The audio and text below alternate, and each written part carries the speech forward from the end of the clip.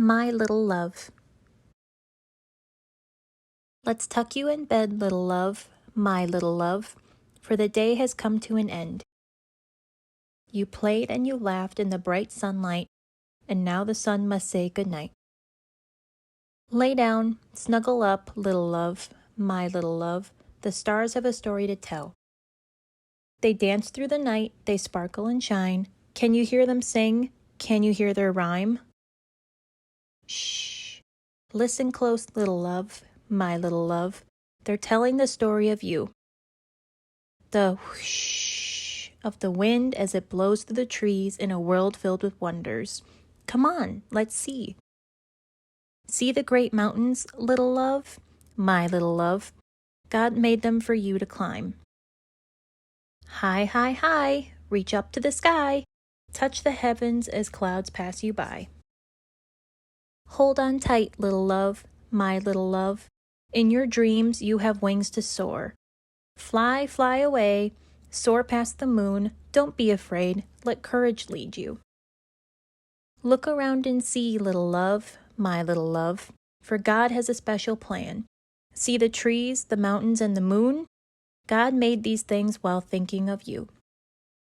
See over there, little love, my little love. There goes a shooting star. Hurry, quick, you can catch a ride down to the rainbow. Go for a slide. Grab onto a raindrop, little love, my little love. It will carry you down to the sea. The mighty waves will guide you to shore and bring you back home to me. Close your eyes tight, little love, my little love. God will watch over you tonight. He is here while you sleep, always in your heart. Even your dreams can't keep you apart. I'll see you when you wake, little love, my little love, for the morning brings beauty and light. With sunshine and laughter, adventure will rise. Each tomorrow brings a new surprise. Say goodnight prayers, little love, my little love. We are thankful for so many things. Lord, please keep us safe, bless our family and friends. Thank you for all you do for us. Amen.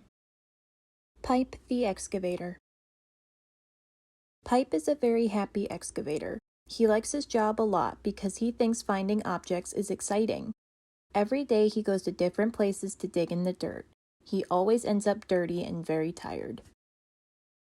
That doesn't bother Pipe though, because he dreams of discovering treasures to help others and make them smile. When he finds interesting objects, he keeps them and wonders how valuable they could be. One day while Pipe was working, he found a ball, a shovel, an acorn, a big bone, and a couple of strange shoes that got his attention. When he was about to leave with all his treasures, a woman with a funny hat passed by. She was very excited to see the huge bone. She cleaned it with a small brush and left very happy, taking the big bone with her. Every afternoon after work, Pipe enjoyed going around the city, observing the buildings where he passed by. Pipe knew that he had helped build schools, museums, and parks. He was so proud of himself. One afternoon during one of his walks, he saw a group of children in the park. They were sitting down and looked quite bored. Pipe knew what they needed, so he let the ball roll in front of them. The children smiled and began to play with the ball, kicking it and throwing it back and forth to each other. While Pipe watched the children play, a little squirrel climbed into his bucket and sniffed all the treasures that Pipe had found. The squirrel quickly took the acorn and climbed a nearby tree to eat it. While Pipe was about to continue his walk, he saw a girl walking in a very odd way, spinning and jumping. She was wearing a ballerina tutu and red tennis shoes. As the girl walked by Pipe, she saw the shoes in his bucket. She tried them on, very excited. They fit her perfectly. With the shoes, she was able to make beautiful spins on one foot. Pipe continued on his hike and came across a farm. In the distance, he saw a farmer who was sitting on a rock. He seemed sad. As Pipe approached the farmer, he noticed that the farmer's shovel was broken and he couldn't work. Happily, Pipe gave the farmer the shovel that he had found. And not only that, Pipe also helped the farmer to plow the soil overnight. The next morning, the farmer was very happy to be able to sow. Back in the city, he passed by the last construction site he worked on.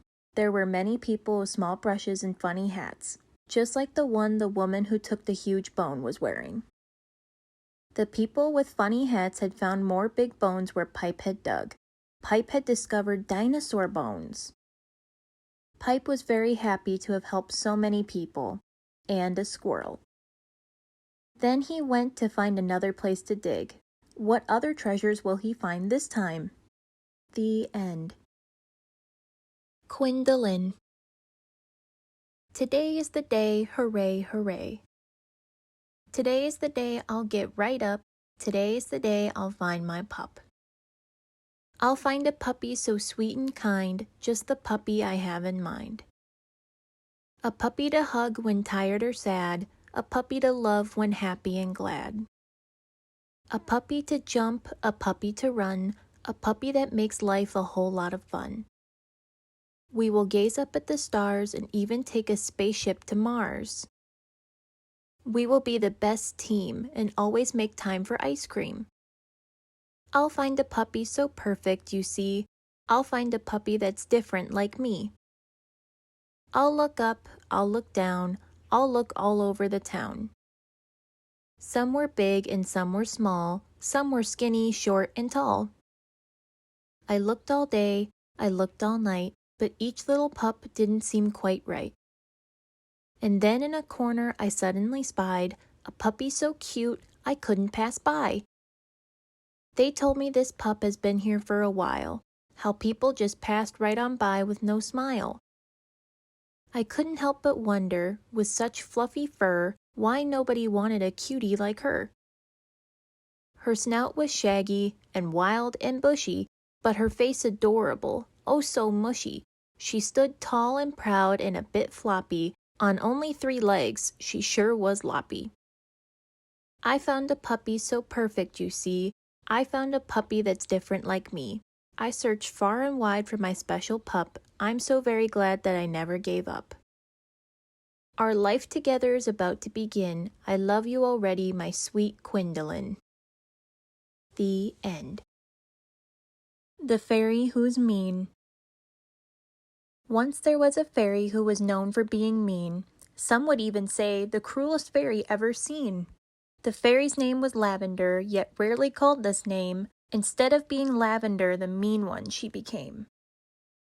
But she had not the slightest clue that every act so cruel would cause a bush of thorns to grow. She really was a fool. The mean one often laughed at other fairies getting hurt. She regularly stuck mean notes upon a fairy's skirt. When she attended fairy school, she'd often play cruel tricks, and when she watched the others play, she would throw prickly sticks. She'd break them off the thorny bush that grew around her home. It kept the fairy folk away and all who used to roam. A fairy once was happy with a pie that he had cooked. The mean one walked by closely as away the fairy looked. Then, oops, she sniggered happily at cherry pie upon the floor, so gleeful that young Bud would have to bake his pie once more. All fairies who were near saw the delight upon her face. They whispered to each other, "Her behavior's a disgrace." But Lavender hadn't always been so horrible and cruel. Young Lavender felt anxious when she started fairy school. She watched the other fairies making friends and having fun. I'm sure it would be great to join them playing in the sun. But Lavender sat all alone, not wanting to be seen. When fairies asked her out to play, she started being mean. Soon not a single invite came, and alone she had to play. Her mean and cruel behavior only pushed them all away. And foolishly she cried, "Who wants to play your stupid games?" She kept on being really cruel and calling them all names. The meaner Lavender became, the more the thick thorns grew. She peered out her window pane, now barely seeing through. So in her thorny garden she sat lonely by herself, without a single creature friend, nor fairy, nymph, or elf. And Lavender now realized her ways had made her sad. I really care a lot, and I don't want to behave so bad. Inside, there is a nicer fairy waiting to be freed. By admitting her feelings to herself, she maybe could succeed. One day, while she was sitting in her garden all alone, she heard a muffled shout for help, a whimpering low groan. She flew as fast as possible to find who was in pain, and there she saw a unicorn who caught his flowing mane. His dazzling rainbow hair was now completely coiled and wrapped within the bushes that had grown and held him tightly trapped. Without a second thought, the fairy quickly went to help. Although the bushes tore her skin, she did not even yelp. "If only I'd been kinder, so these thorns had never grown, you'd not be trapped within this bush and stuck here all alone." She tried to calm the unicorn by speaking with him gently. She concentrated really hard and labored on intently. At last she freed the unicorn, and as she set him loose, she said, "I'm really sorry. I do not have an excuse. I wish I could have opened up about my fear and how I felt. If only I could start again, erasing all the hurt I dealt. I learnt that hurting others doesn't take my pain away. It all becomes a whole lot worse. It's really not the way." Her heart she slowly emptied out along with tiny tears. "I wish I knew a way I could repair these awful years." She sobbed, "It's all too late as there is nothing I can do. I truly want to change. I'm sorry I did this to you." The unicorn replied, "There's always time to put things right." She quickly dried her tears. The sun was setting for the night. "Please tell me what to do, and I'll do everything I can." The unicorn said, "Worry not, we'll make the perfect plan. Although it might seem scary, very soon you will feel better. You need to tell them everything. Perhaps you can by letter." She kissed the clever unicorn, then hugged him really tight. She ran inside her house and said, "Yes, I can make this right." The unicorn, becoming trapped, helped Lavender to see, by letting all her feelings out, it could help set her free. She wrote to all the fairies that she'd ever been mean to, and delivered them by hand that night. Yes, on and on she flew. She didn't miss a single home, each heartfelt letter sent. She poured her inner feelings out, apologies were meant. Then Lavender went off to bed, the best she'd ever felt. She knew it was the first time that with problems she had dealt. The fairies gladly read their mail and knew that they'd forgive, and Lavender made friends and lived the life she wished to live. Each day she kept on trying hard to really make amends, and started offering her help and baked for all her friends. The thorns began to shrink until they disappeared away. Now Lavender sits with her friends, together they all play. I'm grateful that I've realized that being mean is not the way. I finally don't need to act like everything's okay. She's learned to love herself and is the happiest she's been, and now known by her name and not the fairy who is mean. The end. From Yum Yum to Bum Bum. It's simple, silly, tried and true. This funny thing applies to you. Yum Yums in the Tum Tum, come out the Bum Bum. Yum Yum beans, Yum Yum greens, even tasty nectarines. Yum Yum chips, Yum Yum dips, even tasty swirly whips. Yum Yum fries, Yum Yum pies, even tasty chicken thighs. And each and every single time this funny silly thing applies. Yum Yums in the Tum Tum, come out the Bum Bum. Then push and splush and swoosh. Hooray, hooray, you've made a poo today. The end. Kara's dreams. Kara dreamed of growing as tall and as strong as 𝗬𝗀. 𝗬𝗀 had been standing tall for more than 200 years, but Kara had many fears. She feared wind could smash her, water could drench her, earth could swallow her, and night, cold and dark, could freeze her. Some days, Kara woke up and found her friends swaying in the breeze. Other days, she heard wind crack and snap some of them to the ground. One stormy night, Kara's leaves quivered in the rain. Could I be fearless? She wondered. What if I talk to my brave friends? Will I then feel less afraid? What if I get help? I'll ask 𝗬𝗀. Maybe she will help. Hello, 𝗬𝗀. How have you held up high for so long? Do you have a secret magic or a superpower? Kara asked. Dear Kara, let me tell you the story about Ahum and Fahim from when they were growing up, 𝗬𝗀 replied. 𝗬𝗀cie continued. One night, a hurricane hit the forest. Many trees fell. 𝗕𝗢 listened to howling wind and swung with her. Swish, swish, swish. 𝗕cie threw sharp needles at wind. Heavy rain poured onto 𝗕𝗢, and she took it as if she were taking a shower. 𝗕cie smirked at water. Earth started washing away, but 𝗕𝗢 dug her roots deep to embrace her like her own mother. 𝗕cie shook his roots instead. He sneered at night while 𝗕𝗢 huddled with night. 100 years and many storms later, 𝗕𝗢 still stands tall with her children. What happened to 𝗕cie? 𝗬𝗲 asked. Wind shattered him to pieces. One wounded part lies next to you, 𝗬𝗀cie answered. 𝗬𝗲 wondered and wanted to know, so she asked 𝗬𝗀cie, have you ever felt nervous? 𝗬𝗀cie replied, I certainly have. It was the first gusty night for my daughter, 𝗕𝗢, and her cousin 𝗕cie. I was worried for their safety. 𝗬𝗲 said to herself. If I just smile and believe all is well, all will be well, said 𝗬𝗲. That night, wind charged at 𝗬𝗲. 𝗬𝗲 smiled and bowed as wind passed by. Water slammed, and 𝗬𝗲's roots drank all they could. As earth slipped and slid, 𝗬𝗲 dug deep and hugged Mother, pulling her closer. Night cradled her and soon turned into day.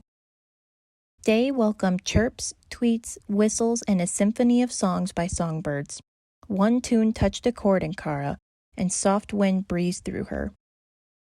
𝗬𝗲 stretched tall and said with conviction, I will hum through storms, I will dance to tunes, I will reach my dreams.